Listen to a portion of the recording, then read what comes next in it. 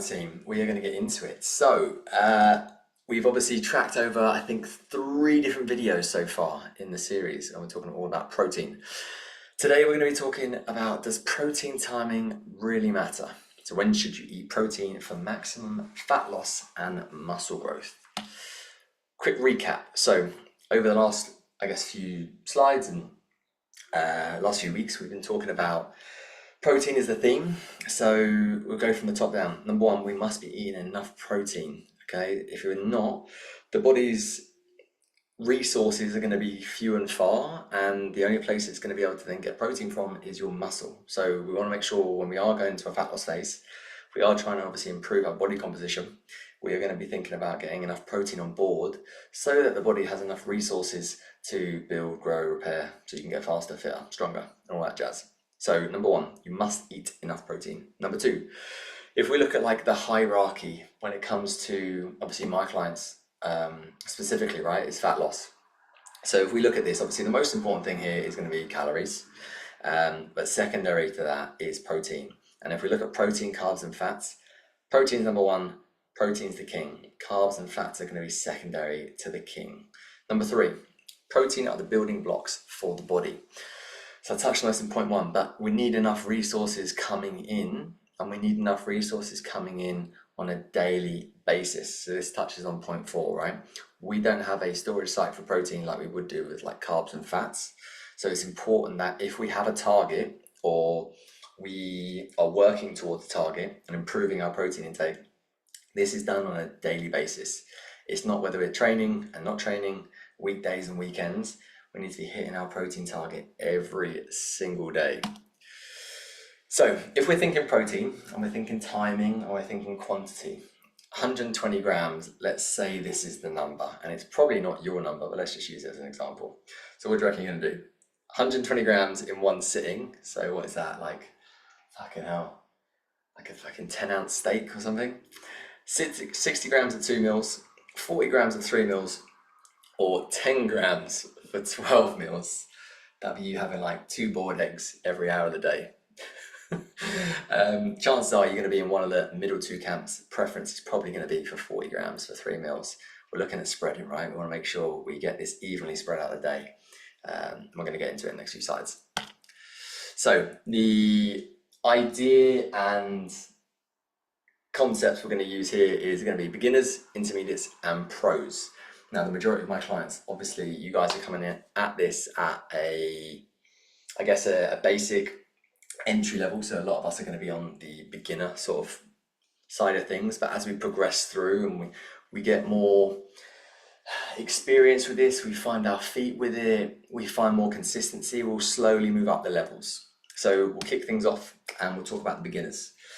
So we think beginners, we've got like the foundation stage, right? So we're coming at this, we want to obviously improve our health and fitness, improve our energy, develop our obviously body composition, we want to be building muscle, we want to be losing body fat. So these types of people, right, they're in the learning phase. They're probably, I would say, definitely under eating protein for where they need to be if their goal is improve body composition, so lose body fat, build muscle. They want to have better energy, they want to have better sustained energy, they want to recover better from workouts when they start to get into this in a more consistent basis. And I guess if we look at this is sort of, well, they are unconscious incompetence. So they don't really know what they don't know, right? They're unaware of what they're maybe not necessarily doing right. And that's okay. That's why obviously they're getting a coach. That's obviously why you guys are coming on board with me. And that's why we're sort of talking and leveling you up so you know what to do and which stage you're going to be at. And ultimately they want simple, high impact changes. Anything we do, the main focus is, can we do the task and can we do it well? It might not be the most optimal thing for you and it might not be the end goal, but we're just looking for that next step. So the foundation stage, this might be you. The objectives, if we're thinking about beginners, are number one, we want to build a habit of eating protein more consciously. We want to think about it on a regular basis. We want to think about, what's going into our food shop, what we're going to be prepping, if we're going to be out about, if we're going to be at work, if we're going to be at home. We want to be thinking more consciously about protein and where we might be getting it into our diet. And number two, we want small, easy wins. It's going to build more awareness and build better habits.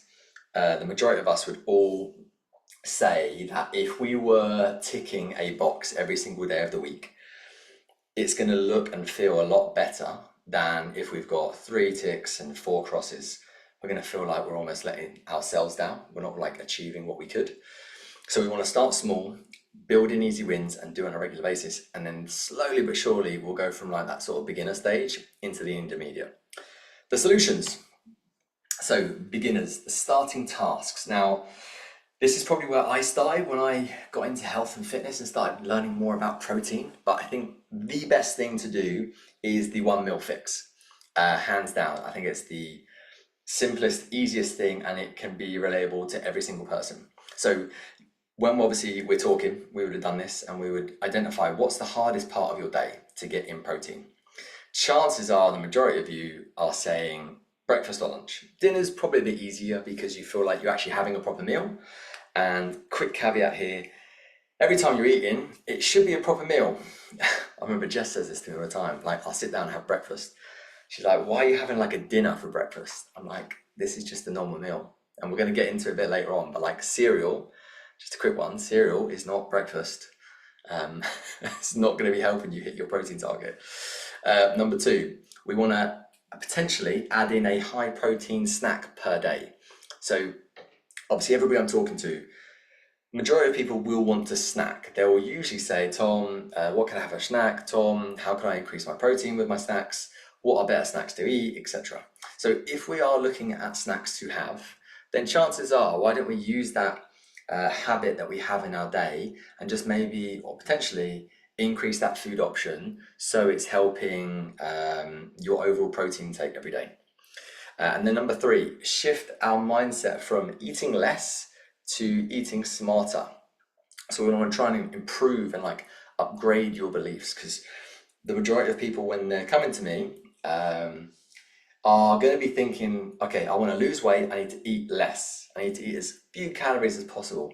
I think if obviously you guys know me, the main thing is when you see a calorie target that, let's say obviously we put into the calculation and it spits out for you, you would have probably have not eaten those calories from whole foods before, so it feels like you're going to be eating a lot of food, when in reality we're getting much better quality food, so it's going to be more nutrient dense, it's going to be way better for you. So most beginners focus on eating less to lose weight, when really I want to try and get you guys eating as much as you can to lose weight so you feel energized, and then slowly work our way down. So hopefully that makes sense. So we just quickly recap. So the 1 meal fix, that's probably the best place to start. Number 2, upgrade our snacks. And then number 3, think about where or what your beliefs are around weight loss, around food, around protein, etc. So then we can start to unpack those and think, right, where are they coming from? Can we upgrade them a little bit? And then obviously we make some quick steps forward. So we're going to go from beginners, I'm going to go into intermediates. This is like the growth stage. And for beginners, this isn't something like we need to rush to, because you could optimize the 1 meal fix, the snacks and beliefs, and that could take you several weeks, if not a few months, and you don't need to change anything, because you're probably, chances are, going to see huge progress if you're going to start to eat 30 to 50 grams more at, let's say, breakfast or lunch. That's probably going to be at least doubling, if not adding a third to your current protein intake already, chances are, as a rough idea. So doing that alone is probably going to benefit you massively, and we don't need to speed through this process. But moving into the intermediates, this is like the growth stage. So who are these people? Obviously with working and us talking to each other, having our check-ins, talking in sessions, like the main thing here is you're going to now have a better understanding of protein's importance in the body and in our diet, as it is the most important macronutrient. We know this already. Number 2, we're sporadically, occasionally hitting the daily target. We sort of do it on some days, and then potentially we go to work and we're in London and we're in the office and we haven't prepped anything and we don't hit it, but when we're working from home, we're great. So it's looking at when we have like a bit of a food diary, what days are going well, what days aren't going so well, and how can we maybe identify the days that could be improved, as my camera goes all blurry. Number 3, conscious incompetence phase. They now know but struggle with the execution. So they're more aware, but they're maybe still not hitting their protein target as best as they could. And then number 4, structure and accountability. I think for most of you, when you're reaching out, you want structure to know every day, like what's the plan, how many are you going to get me moving towards my goals, like how can I make life easier? But also on the flip side, having like myself and you guys, you've got WhatsApp, we've got obviously the group, we've obviously got our check-ins, we've got our sessions, like you've got the accountability there where what you're saying you want to achieve as your goal, and then discussing what the next step would be. I know what we've discussed, and obviously we've confirmed that with each other. So we know, right, every check-in, every session, every time we speak, right, what's going well, what isn't. And it just, for me, I remember coach saying this, I can't remember who, but I'm trying to hold you to a higher standard than you're holding yourself, right? So that's what the accountability piece is there for. The objectives in the intermediate stage. I guess number 1 is make protein a consistent habit. Like we want to do this on a more regular basis. So if we're doing it when we're working from home, but we're not doing it when we're in the office, how do we make sure we change? How do we make sure we make better decisions? How do we make sure we're putting a plan in place to maybe overcome this? And then hit their target daily. So weekdays and weekends, and obviously when you're working from home and in the office. So we're looking at your week and we're looking at, right, where are the gaps and how can we plug these? Because there's going to be things that you're doing really, really well, but there's also going to be things that we can still improve on. So intermediates, the starting tasks. Number 1, I was going to put something else here, but I didn't. Spread it.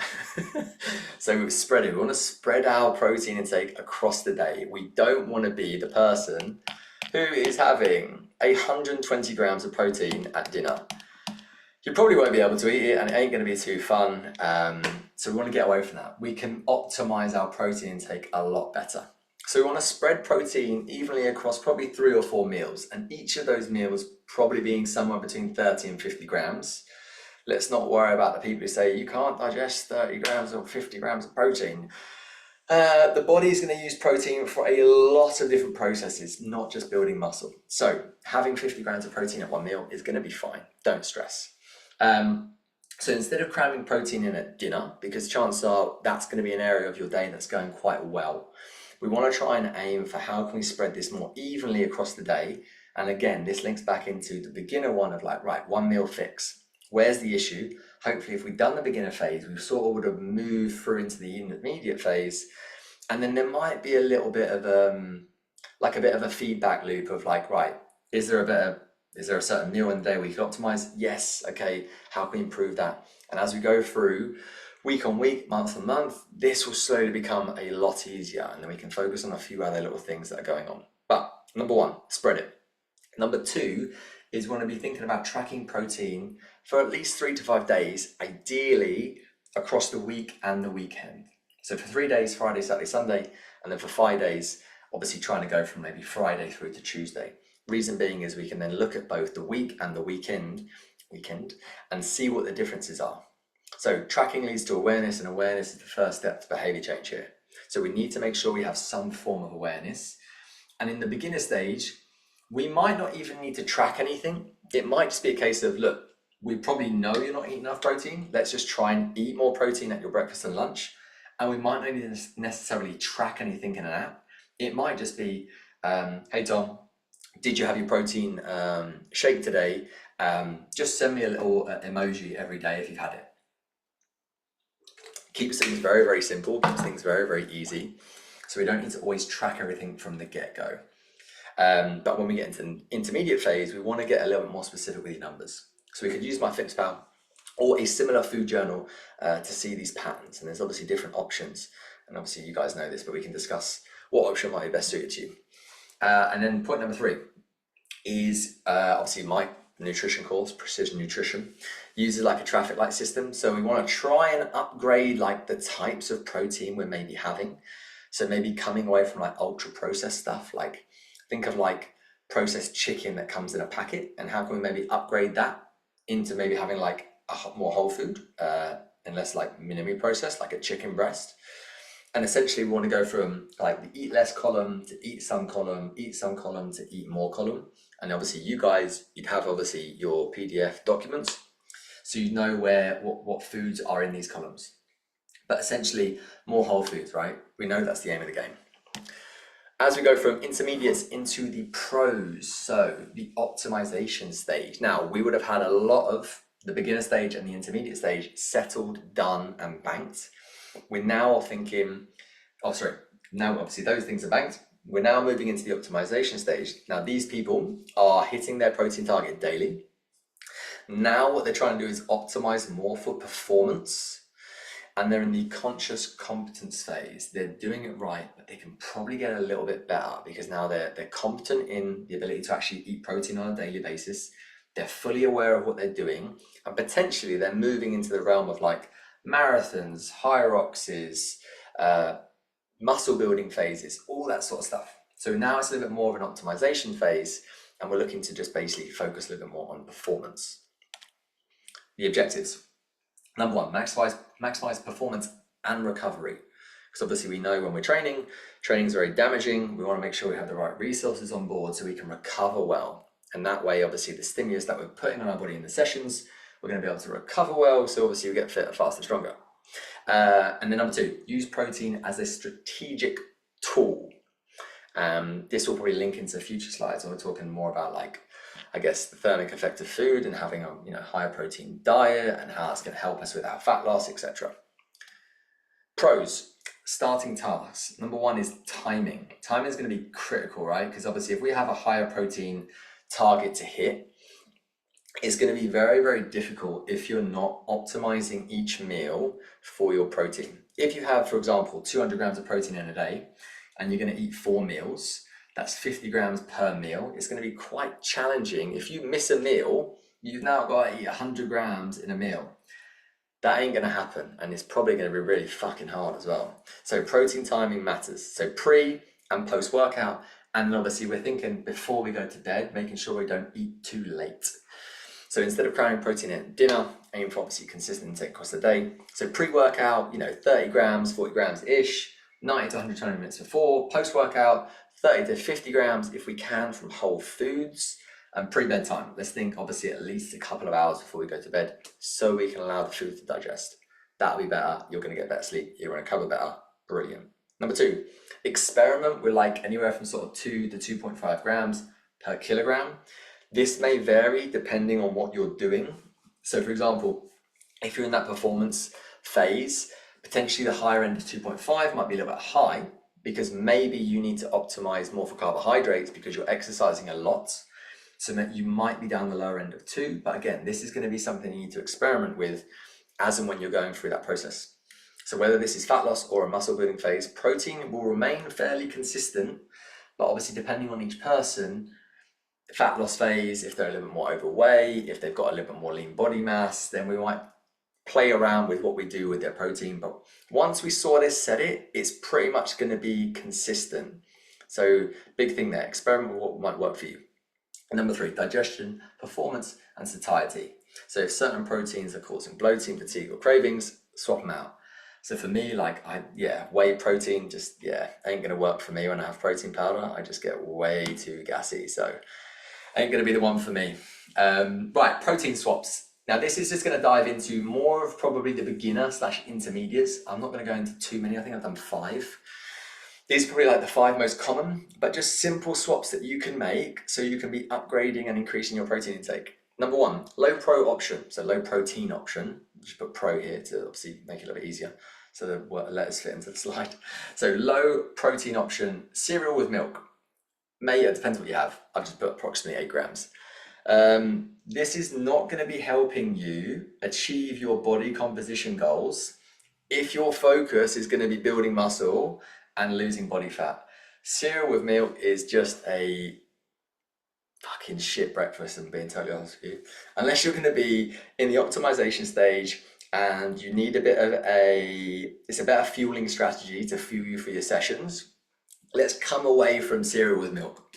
And I'm talking like Rice Krispies and Frosties and all that sort of shit. So protein swaps.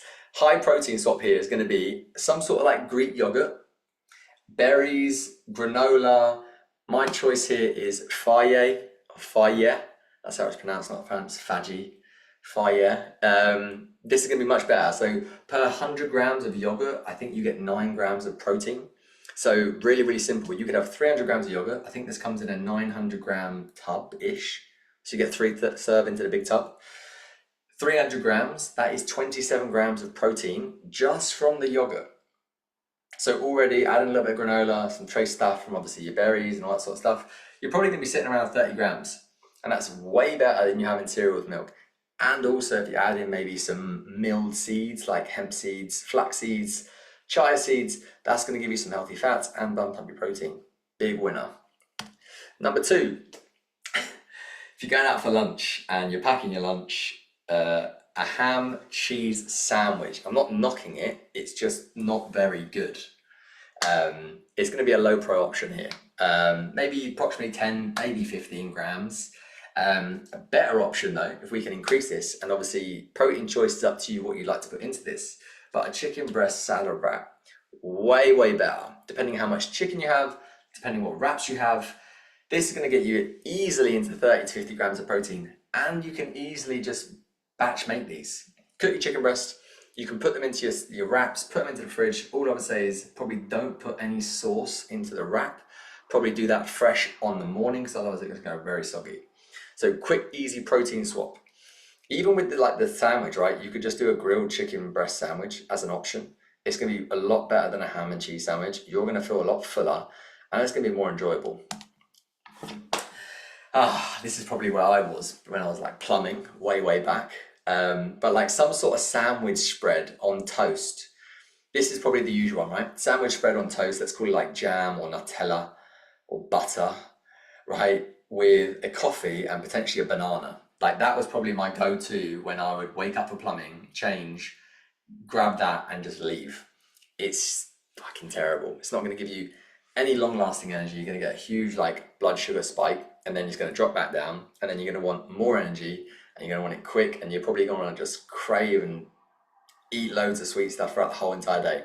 Versus eggs with potentially some sort of like lentils or bacon or sausage. It's totally up to you. But eggs in the morning versus the sandwich bread on toast. Both use bread, absolutely fine. You can get obviously good granary, good wholemeal. It's totally up to you what you're going to use, but the one on the right hand side is going to help you get to your protein target. And I would probably say if you're going to be thinking about introducing eggs, 1 egg is probably not going to cut it. 1 egg is only going to give you, and this is a large egg, about 6 grams of protein. So if we are going to have it, I'm thinking let's be having at least 1 to 2 eggs, as in like we're trying to upgrade, so we're going to go for 1 to 2 eggs. But if we can, like 2, 3, 4 eggs. And then on top of that, what can you add into that dish? So you're going to be getting at least a minimum of 30 grams of protein. Protein swap. So standard lunches, right? I think pasta's a big one for people. So pasta with like some vegetables and a sauce. It's okay. Again, it's probably not going to be giving you what you need in terms of protein if the focus is body composition, building muscle, losing body fat. Nothing wrong with pasta. We don't have to demonize carbohydrates. I'm just saying what we want to do here is, number one, we want carb controlled pasta. So we want to make sure how many grams of pasta or rice are we actually having, and thinking how does that fit into the day. So being quite strategic with it.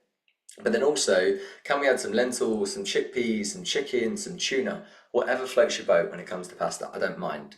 Okay, but again, easy to add in some high protein option here to get you up to 30 to 50 grams of protein.